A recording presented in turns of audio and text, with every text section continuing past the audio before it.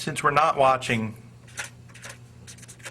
the whole show in one long shot through the entire episode of the show, we need to make sure, for clarity, that when we show a character moving in one direction, that the next time we show that character, they're still moving in that direction if they're going in a certain place. For example, if this guy is driving to work in the morning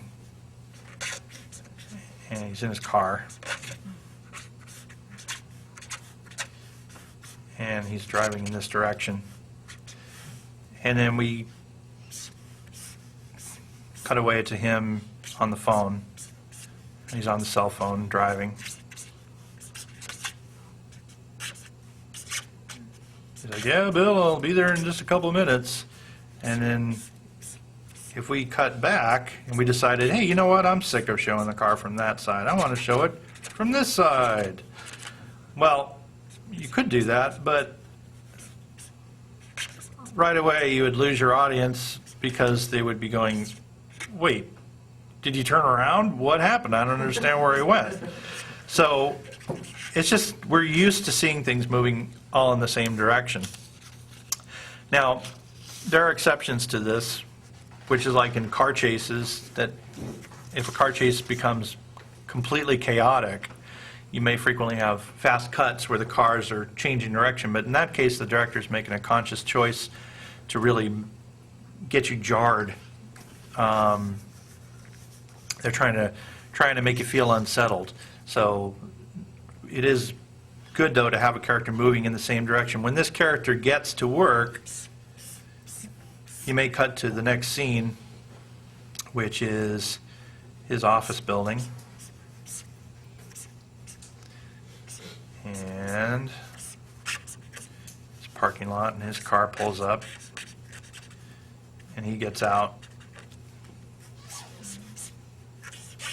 And there's a sign, and there's a good establishing shot will have, this kind of information where you can really see everything very clearly with a good silhouette, and just communicate very clearly. So if he gets out and walks towards the front door, and then we cut, well, I'll show you the wrong way first. If our next shot is him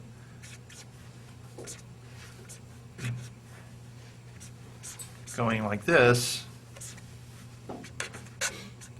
into the door,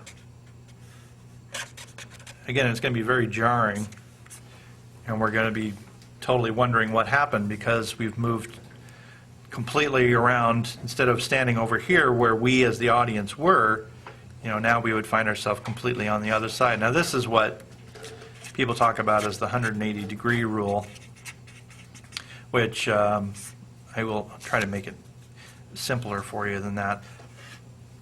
Anyway, if we were showing him walking into the building, then it would be best to show him walking in the same direction we last saw him moving.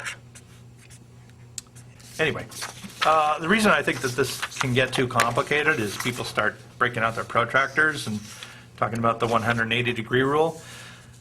The easiest way to remember this is just that you want to keep your characters in the same relative position throughout the time that you see them, meaning that if a character is on the left and the building is on the right, and as long as you keep drawing it so that the character is on the left and the building's on the right, you're going to be fine. You don't have to worry about 180 degrees. You don't have to worry about anything. Just make sure that the character continues moving in the same direction and that the building, if he is on the left and the building's on the right, until